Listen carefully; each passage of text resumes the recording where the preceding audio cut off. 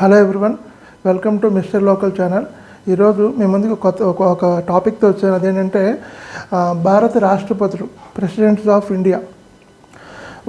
ఇది లిస్ట్ అనేది మనకి ఒక నార్మల్గా ఏ జనరల్ నాలెడ్జ్ బుక్ తీసుకున్నా అవైలబుల్ అవుతుంది. లేకపోతే మన ఇంటర్నెట్లో గవర్నమెంట్ ఆఫ్ ఇండియా సంబంధించిన సైట్ ఓపెన్ చేసిన క్రానలాజికల్ ఆర్డర్లో ఈ యొక్క ప్రెసిడెంట్స్ లిస్ట్ అవైలబుల్ అవుతుంది. కానీ ఇక్కడ మనం తెలుసుకోవాల్సిన విషయం ఏంటంటే వీళ్ళ టర్మ్లో ఏదైనా ఇంపార్టెంట్ ఇన్సిడెంట్స్ జరిగాయా, ఆ టైంలో ఏదైనా కొన్ని సోషల్ ఎకనామిక్ రిఫార్మ్స్ ఇండియాలో జరిగాయా, ఇలాంటివి మనం తెలుసుకోవాల్సి వస్తుంది. ఎందుకంటే కొన్ని ఎగ్జాంపుల్ ఏంటంటే railway recruitment board, staff selection commission ఇలాంటి ఎగ్జామ్స్లో వాళ్ళు స్టాక్ జీకి అడుగుతారు. అడిగేటప్పుడు వాళ్ళే ఒక నలుగురు ప్రెసిడెంట్స్ నేమ్స్ ఇచ్చి వాళ్ళని క్రోనలాజికల్ ఆర్డర్లో ప్లేస్ చేయమంటారు. ఎవరి తర్వాత ఎవరు వచ్చారు, లేకపోతే ఒక పర్టికులర్ ప్రెసిడెంట్ నేమ్ ఇచ్చి ఆయన ఎన్నో ప్రెసిడెంట్, లేకపోతే ఒక ఇండియాలో 1975 to 77 ఇంటర్నల్ ఎమర్జెన్సీ జరిగినప్పుడు ఉన్న ప్రెసిడెంట్ ఎవరు, ఇలాంటివన్నీ ఇలా కొన్ని క్వశ్చన్స్ జస్ట్ స్టాటిక్గా అడగకుండా వేరే టాపిక్ రిలేటెడ్గా అడుగుతారనమాట. కొంచెం ఆ విషయం మీకు చెప్పే ప్రయత్నం చేస్తాను. ఒకసారి చూస్తే ఇండియాకి ఇండిపెండెన్స్ వచ్చిన తర్వాత 1947 తర్వాత అక్కడి నుంచి ప్రెసిడెంట్ ఆఫ్ ఇండియా అనేది మనం ఆ పోస్ట్ జనరేట్ చేయలేదు. 1946 డిసెంబర్ 9th నుంచి 1949 నవంబర్ 26 వరకు they drafted constitution. 2 years 11 months 18 days Indian constitution draft చేశారు. ఇండియన్ కాన్స్టిట్యూషన్ అడాప్ట్ అయిన ఆమోదించబడిన రోజు ఏంటంటే 26 నవంబర్ 1949. 26 నవంబర్ 1949 ఇండియన్ కాన్స్టిట్యూషన్ ఇంప్లిమెంటేషన్లోకి వచ్చిన డేటు 26 జనవరి 1950. అక్కడి నుంచి చూడండి 26 జనవరి 1950 నుంచి president of India Indian constitution అనేది ఇంప్లిమెంటేషన్లోకి వచ్చింది అనమాట. ఫస్ట్ చూస్తే 1950 జనవరి 26 నుంచి 1962 13th మే వరకు, అంటే 2 terms అనమాట. ప్రెసిడెంట్ ఆఫ్ ఇండియా టర్మ్ నార్మల్గా అయితే 5 years మాత్రమే. ఫస్ట్ టైం ఉన్న డాక్టర్ బాబు రాజేంద్ర ప్రసాద్ గారు 2 terms వర్క్ చేశారు. ఇది గుర్తుపెట్టుకోండి. 2 terms వర్క్ చేసిన ప్రెసిడెంట్ ఆఫ్ ఇండియా ఎవరంటే బాబు రాజేంద్ర ప్రసాద్ గారు. ఈ టైంలో ఇండియన్ కాన్స్టిట్యూషన్ ఇంప్లిమెంట్ అయింది. తర్వాత ఇండియాలో ప్లానింగ్ కమిషన్ ఫామ్ అయింది. తర్వాత ఈ టైంలోనే ఎలక్షన్స్ అనేవి కూడా స్టార్ట్ అయ్యాయి. First general election, second general election, ఇలాంటివన్నీ కూడా ఈ టర్మ్లోనే జరుగుతూ ఉన్నాయన్నమాట. తర్వాత సెకండ్ ప్రెసిడెంట్ ఆఫ్ ఇండియాగా డాక్టర్ సర్వేపల్లి రాధాకృష్ణన్ అయినా ఉన్నారనమాట. ఈయన యొక్క tenure 1962 May 13th to 1967 May 13th. ఈయన కేవలం ఒక టర్మే వర్క్ చేశారు. ఈయన టర్మ్లో సర్వేపల్లి రాధాకృష్ణన్ గారి టర్మ్లో ఇండియా చైనా మధ్యలో 1962లో వార్ జరిగింది. ఓకేనా. Next one, third president of ఇండియాగా డాక్టర్ జాకిర్ హుస్సేన్ ఉన్నారు. ఈయన first Muslim president of India అనమాట. First Muslim president of India. ఈయనకి ఇంకొక ఇంపార్టెన్స్ ఏంటంటే ఆయన టెన్యూర్ ఉండగానే ఆయన చనిపోవడం జరుగుతుంది. ప్రెసిడెంట్ చైర్లో ఉండి ఫస్ట్ చనిపోయిన మొదటి రాష్ట్రపతి ఎవరంటే డాక్టర్ జాకిర్ హుస్సేన్. ఈయన టెన్యూర్ 1967 to 1969. ఈయన తర్వాత నెక్స్ట్ 1969 మే 3rd నుంచి 1969 జూలై 20th వరకు వరాహగిరి వెంకటగిరి అనే ఆయన్ని ప్రెసిడెంట్ ఆఫ్ ఇండియా టెంపరీగా మాత్రమే, పర్మనెంట్ కాదు, టెంపరీగా మాత్రమే వాళ్ళు నామినేట్ చేశారు. తర్వాత 1969 నుంచి జూలై 20th నుంచి 1969 ఆగస్ట్ 24th వరకు జస్టిస్ మొహమ్మద్ హిదయతుల్లా అని ఈయన కూడా టెంపరీగానే మాత్రమే ప్రెసిడెంట్ ఆఫ్ ఇండియాగా ఉన్నారు. మరి ఈయన ఇంపార్టెన్స్ ఏంటంటే ఆయన అప్పుడు చీఫ్ జస్టిస్గా ఉండి ప్రెసిడెంట్ ఆఫ్ ఇండియాగా వర్క్ చేశారనమాట. నార్మల్గా అయితే చీఫ్ జస్టిస్గా ఉన్న వ్యక్తి ఆయన డ్యూటీ మాత్రం చేస్తారు, కానీ ప్రెసిడెంట్ ఆఫ్ ఇండియా డ్యూటీలోకి రారు. కానీ అప్పుడు ఏంటంటే సరైన సూటబుల్ ఎలిజిబుల్ క్యాండిడేట్ లేరు కనుక అప్పుడు ఆయన సుప్రీంకోర్టు చీఫ్ జస్టిస్గా ఉన్న జస్టిస్ మహమ్మద్ హిదయతుల్లా గారు ప్రెసిడెంట్ ఆఫ్ ఇండియాగా కూడా 1 month పాటు ఆయన వర్క్ చేశారు. తర్వాత పర్మనెంట్గా వరాహగిరి వెంకటగిరి, ఈయన్ని షార్ట్ ఫామ్లో వివి గిరి అంటారు, ఈయన అపాయింట్ చేశారనమాట 1969 నుంచి 1974 వరకు. ఈయన టైంలోనే ఇండియన్ గవర్నమెంట్ కొన్ని సోషల్ ఎకనామిక్ రిఫార్మ్స్ తీసుకొచ్చారు. ఇందిరాగాంధీ గారు 1969లో nationalisation of banks, overnight 14 private బ్యాంక్స్ని నేషనలైజ్ చేశారు ఆవిడ. ఓకేనా, ఇవన్నీ ఎందుకు చెప్తున్నా అంటే ప్రైమ్ మినిస్టర్ తీసుకున్న సోషల్ ఎకనామిక్ రిఫార్మ్స్కి అప్రూవల్ యాక్సెప్టెన్స్ ఇవ్వాల్సిన ప్రెసిడెంట్ ఆఫ్ ఇండియాని. అందుకని వీళ్ళు యాక్సెప్ట్ చేశారు కనుకే, వీళ్ళు అప్రూవల్ ఇచ్చారు కనుకే అది ఇందిరాగాంధీ గారు economic reforms తీసుకురాగలిగారు.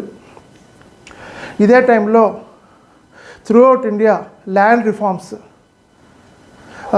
Next one land ceiling act, అది కాకుండా తర్వాత రాజాభరణాల రద్దు, ఇలాంటివన్నీ కూడా కొన్ని డ్రాస్టిక్ చేంజ్ తీసుకొచ్చేందుకు కొన్ని రిఫార్మ్స్ తీసుకొచ్చారనమాట 1969 to 74. ఈ టైంలో ఇండియన్ కాన్స్టిట్యూషన్ కూడా నంబర్ ఆఫ్ టైమ్స్ వాళ్ళు అమెండ్ చేయడం జరిగింది. వరాహగిరి వెంకటగిరి గారు ఆయన ఉన్న టర్మ్లో ఇందిరాగాంధీ గారు ప్రైమ్ మినిస్టర్గా ఉండేవాళ్ళు. ఆ టైంలో నంబర్ ఆఫ్ చేంజెస్ ఇండియాలో తీసుకురావడం జరిగింది. నెక్స్ట్ వన్ 1974 నుంచి 1977 మధ్యలో ఫక్రుద్దీన్ అలీ అహ్మద్ అనే ఒక ముస్లిం ప్రెసిడెంట్గా మనకి అపాయింట్ అయ్యారు. ఈయన కూడా కేవలం 3 years మాత్రమే ఆయన చైర్లో ఉన్నారు. ఆ పదవిలో ఉండగానే ఆయన చనిపోయారనమాట. ప్రెసిడెంట్ చైర్లో ఉండి చనిపోయిన సెకండ్ పర్సన్ ఎవరంటే ఫక్రుద్దీన్ అలీ అహ్మద్ గారు. ఈయన టర్మ్లో మనం ఇంకో విషయం గమనించాల్సింది ఏంటంటే ఇండియాలో ఫస్ట్ టైం ఆర్టికల్ 352 ప్రకారం ఇంటర్నల్ ఎమర్జెన్సీ అనేది ఫామ్ చేశారు. 1975 to 77 మధ్యలో ఇంటర్నల్ ఎమర్జెన్సీ ఫామ్ చేశారనమాట. అంటే ఇందిరాగాంధీ గారు సడన్గా ఓవర్ నైట్ ఒక నిర్ణయం తీసుకున్నారు. దానికి వెంటనే ఆవిడ ఆ యొక్క బిల్ని ప్రెసిడెంట్ ఆఫ్ ఇండియాకి పంపిస్తే ఆయన వెంటనే దాని మీద స్టాంప్ వేసి సైన్ చేసి పంపించారు. అంటే ఒక ప్రెసిడెంట్ ఆర్డర్ పాస్ చేసి ఇంటర్నల్ ఎమర్జెన్సీ తీసుకొచ్చారనమాట. ఓకేనా, నెక్స్ట్ వన్ 1977 February 11th నుంచి 1977 July 25th మధ్యలో బీడీ జెట్టి అనే ఒక వ్యక్తిని కూడా ప్రెసిడెంట్ ఆఫ్ ఇండియా చైర్లో కూర్చోబెట్టారు. ఈయన కూడా టెంపరీ. ఈ లిస్టులో గమనిస్తే ఫస్ట్ నుంచి ఇప్పటిదాకా ప్రజెంట్ ఉన్న ప్రెసిడెంట్ ఆఫ్ ఇండియా ఎన్నో వాళ్ళు అంటే 14th. కానీ మధ్యలో ఈ టెంపరీగా ఉన్న వాళ్ళని 2 times వచ్చిన వాళ్ళని మనం కౌంట్ చేయకూడదు.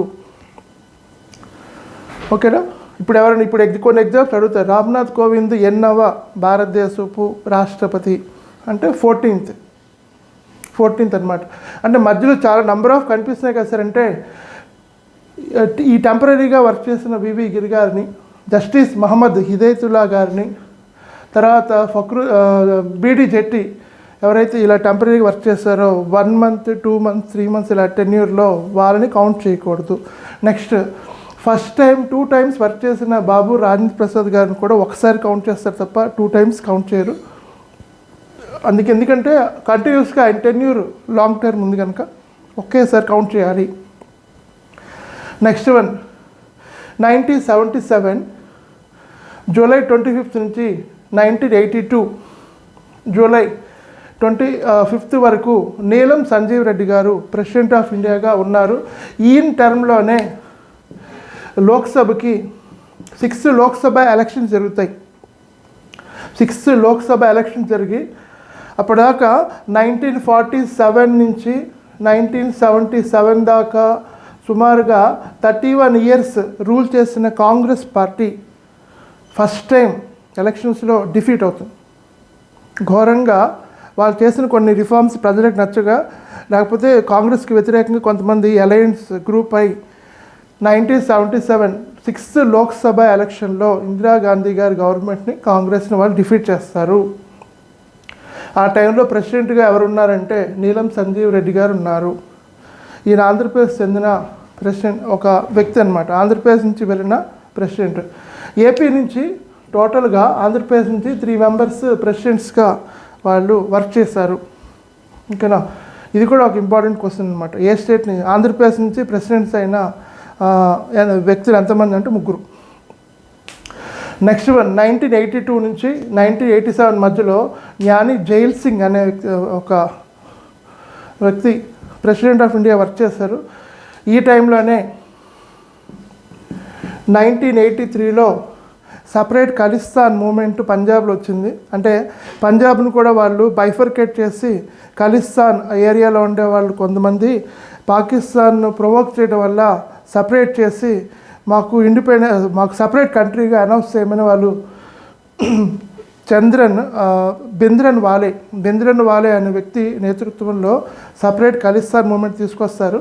ఈ టైంలో 1984లో ఇందిరాగాంధీ గారి గవర్నమెంటు ఆపరేషన్ బ్లూ స్టార్ అనేది తీసుకొచ్చి, అంటే పంజాబ్లో అమృత్సర్ సిటీ ఉంది, అక్కడ గోల్డెన్ టెంపుల్ ఉంది. ఆ గోల్డెన్ టెంపుల్ లోపల కొంతమంది పాకిస్తానీ ప్రొవోక్డ్ టెర్రరిస్ట్ గ్రూప్స్ లోపల షెల్టర్ తీసుకున్నారు ఇన్ఫర్మేషన్ తెలిసి ఇందిరాగాంధీ గవర్నమెంటు ఇండియన్ ఆర్మీని లోపలికి పంపిస్తారు. ఈ ఇన్సిడెంట్ 1984 జూలైలో జరుగుతుంది.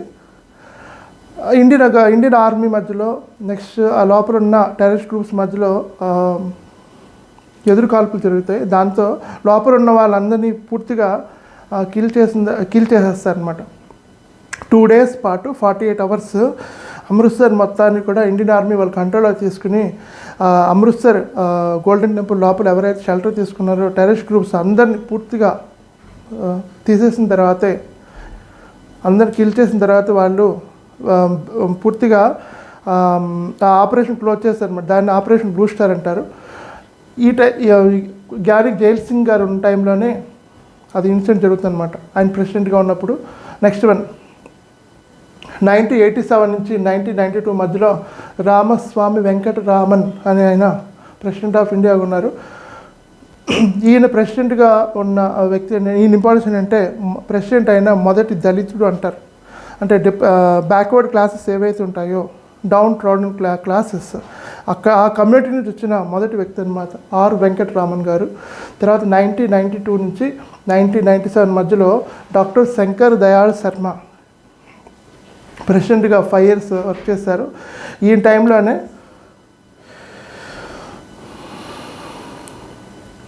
టైంలోనే కోయలేషన్ గవర్నమెంట్స్ ఫామ్ అవటం మొదలైంది. ఇక్కడ ఇంకో విషయం గమనించాల్సిందంటే ఆర్ వెంకటరామన్ గారి టైంలోనే 1991లో పివి నరసింహారావు గారు ప్రైమ్ మినిస్టర్ అవుతారు. పివి నరసింహారావు గారు ప్రైమ్ మినిస్టర్ అయ్యి ఇండియాలో ఫస్ట్ టైం వాళ్ళు కొన్ని పూర్తి స్థాయిలో సోషల్ ఎకనామిక్ రిఫార్మ్స్ తీసుకొస్తారనమాట. ఈ సోషల్ ఎకనామిక్ రిఫార్మ్స్కి వాళ్ళు ఒక నేమ్ పెట్టారనమాట. దాన్ని ఎల్పీజీ అంటారు.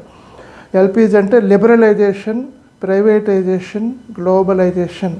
అంటే అప్పటిదాకా గవర్నమెంట్ సెక్టార్కి ఎక్కువ ప్రయారిటీ ఉండేది, ప్రైవేట్ సెక్టార్కి చాలా తక్కువ ప్రయారిటీ ఉండేది. దానివల్ల ఏంటంటే గవర్నమెంట్కి బర్డెన్ అయింది, గవర్నమెంట్ ఎక్స్పెన్సెస్ పెరిగిపోవటం. ఒక స్టేజ్ ఈ టైంలోనే 1991లో Indian government huge amount of gold reserves తీసుకెళ్ళి ఐఎంఎఫ్ దగ్గర మార్టిగేజ్ చేసింది. ఐఎంఎఫ్ అంటే ఇంటర్నేషనల్ మానిటరీ ఫండ్. వాళ్ళు ఇండియాలో first time Indian gold reserves తీసుకెళ్ళి ఐఎంఎఫ్ దగ్గర మార్టిగేజ్ చేసి అమౌంట్ తీసుకొచ్చి ఇండియన్ గవర్నమెంట్ రన్ చేయాల్సిన పరిస్థితి అనమాట. ఆ టైంలో పివి నరసింహారావు గారు ప్రైమ్ మినిస్టర్గా ఉన్నారు. ఆయనకి సపోర్ట్గా ఫైనాన్స్ మినిస్టర్గా ఉన్న వ్యక్తి ఎవరంటే డాక్టర్ మన్మోహన్ సింగ్. అదే టైంలో రిజర్వ్ బ్యాంక్ గవర్నర్గా ఉన్న వ్యక్తి ఎవరంటే సి రంగరాజన్. ఈ ముగ్గురు కలిసి ఏం చేస్తారంటే ఇండియాలో ఇంత డ్రాస్టిక్ ఎకనామిక్ ప్రాబ్లమ్స్ ఇండియాలో ఉన్నాయి కనుక వీటిని తీయటం కోసం, మళ్ళీ ఇండియాని సెల్ఫ్ రిలయంట్గా మార్చడం కోసం కొన్ని ఎకనామిక్ రిఫార్మ్స్ తీసుకొచ్చారు. అంటే లిబరేషన్, ప్రైవేటైజేషన్, గ్లోబలైజేషన్ అన్నమాట. ఎవరైనా బయట వాళ్ళు ఎవరైనా ఇండియాకి ఇన్వెస్ట్ చేయడానికి వస్తుంటే వాళ్ళు కావాల్సిన లైసెన్స్ ఇష్యూయింగ్ మెథడ్ లిబరలైజ్ చేయటం, గవర్నమెంట్ సెక్టార్లో కొంత పార్టీని వాళ్ళు ప్రైవేటైజ్ చేయటం, అంటే ఇండియన్ ఎయిర్లైన్స్ కానీ, ఇండియన్ రైల్వేస్ కానీ, ఇలా ట్రాన్స్పోర్ట్ ఏవైతే ఉంటాయో ఇవన్నీ కూడా ప్రైవేటైజ్ చేయటం. తర్వాత గ్లోబలైజ్, ఇండియన్ మార్కెట్ని బయటికి ఎక్స్పాండ్ చేయటం, బయట వాళ్ళు ఇండియాలోకి ఇన్వైట్ చేయటం, ఇవన్నీ కూడా ఈ ఎకనామిక్ రిఫార్మ్స్లో పార్ట్ అనమాట. ఈ టైంలో రామస్వామి వెంకటరామన్ గారి టైంలో ఈ యొక్క ప్రాసెస్ జరిగింది. తర్వాత 92 నుంచి 97 మధ్యలో శంకర్ దయాళ్ శర్మ గారు ప్రెసిడెంట్ ఆఫ్ ఇండియాగా ఉన్నారు. తర్వాత 1997 నుంచి 2002 మధ్యలో కేఆర్ నారాయణన్ గారు ప్రెసిడెంట్ ఆఫ్ ఇండియాగా వర్క్ చేశారు. తర్వాత 2002 నుంచి 2007 మధ్యలో డాక్టర్ ఏపీజే అబ్దుల్ కలాం గారు ప్రెసిడెంట్ ఆఫ్ ఇండియా వర్క్ చేస్తారు. ఈయన scientist, missile man of India అనమాట, మిసైల్ మ్యాన్ ఆఫ్ ఇండియా.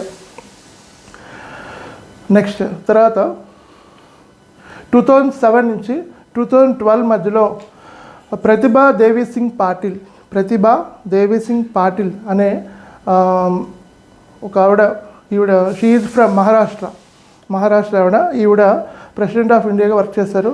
ఇప్పటిదాకా ప్రెసిడెంట్స్ అయిన వ్యక్తుల్లో ఈవిడెవరంటే, ఈవిడ ఇంపార్టెన్స్ ఏంటంటే ఏకైక మహిళ అనమాట.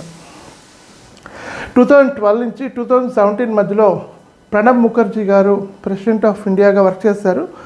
ప్రణబ్ ముఖర్జీ గారు 13th ప్రెసిడెంట్ ఆఫ్ ఇండియాగా వర్క్ చేశారు. ప్రజెంట్ ప్రణబ్ ముఖర్జీ గారి తర్వాత 2017 జూలై 25th నుంచి ఆయన టర్మ్ 2022 జూలై 24th వరకు ఉంది. ప్రజెంట్ ఆయన 5 years టర్మ్లో ఉన్నారు రామ్నాథ్ కోవింద్ గారు. ఇప్పుడు ఈ ప్రెసిడెంట్స్ లిస్ట్ మీకు ఒక అవగాహన వచ్చింది. ఎవరెవరు ఫస్ట్, ఎవరెవరు లాస్ట్, ఎవరెవరు ఏంటి తెలుసుకున్నారు. ఎగ్జామ్లు ఎలా అడుగుతాయంటే ఒక 4 మెంబర్స్ ఇచ్చి వాళ్ళ సీక్వెన్స్లో ప్లేస్ చేయమంటాడు. లేదంటే 2 times ప్రెసిడెంట్ ఆఫ్ ఇండియాగా వర్క్ చేసింది ఎవరంటారు, లేకపోతే ప్రెసిడెంట్ చైర్లో ఉండగా చనిపోయిన మొదటి వ్యక్తి ఎవరంటారు, ప్రెసిడెంట్ చైర్లో ఉండి చనిపోయిన రెండవ వ్యక్తి ఎవరంటే ఫక్రుద్దీన్ అలీ అహ్మద్ గారు. మొదటి వ్యక్తి ఏమో డాక్టర్ జాకీర్ హుస్సేన్ గారు, రెండో ఆయన ఫక్రుద్దీన్ అలీ అహ్మద్ గారు. President of India chair occupy చేసిన సుప్రీంకోర్టు జడ్జి, చీఫ్ జస్టిస్ ఎవరిని అడిగే అవకాశం కూడా ఉంది, justice Mohammad Hidayatullah. Next present ఉన్న రామ్నాథ్ కోవింద్ గారు ఎన్నవ ప్రెసిడెంట్ ఆఫ్ ఇండియా అని అడిగితే 14th, ఆయన number 14th. President of India chair occupy చేసిన మొదటి మహిళ, ఫస్ట్ విమెన్ అంటే ఎవరంటే ప్రతిభా దేవి సింగ్ పాటిల్. లేకపోతే ఇండియాలో ఇంటర్నల్ ఎమర్జెన్సీ ఇంప్లిమెంట్ చేసినప్పుడు ఉన్న ప్రెసిడెంట్ ఎవరైనా అడిగే అవకాశం ఉంది, ఎవరంటే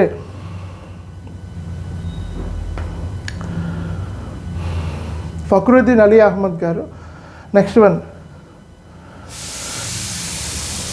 6th లోక్సభ ఎలక్షన్ జరిగిన టైంలో ప్రెసిడెంట్ ఆఫ్ ఇండియాగా ఉన్న వ్యక్తి ఎవరంటే నీలం సంజీవ్ రెడ్డి. ఈ విధంగా కాంపిటేటివ్ ఎగ్జామ్స్లో కేవలం ప్రెసిడెంట్స్ లిస్టు పైన అడగడం, ఫస్ట్ ఎవరు లాస్ట్ ఎవరు ఇలా అడగకుండా కొంత వేరే టాపిక్ కనెక్ట్ చేస్తూ అడిగితే మీకు యూజ్ అవుతుందని నేను ఈరోజు మీకు ఈ టాపిక్ ఎక్స్ప్లెయిన్ చేయడం జరిగింది.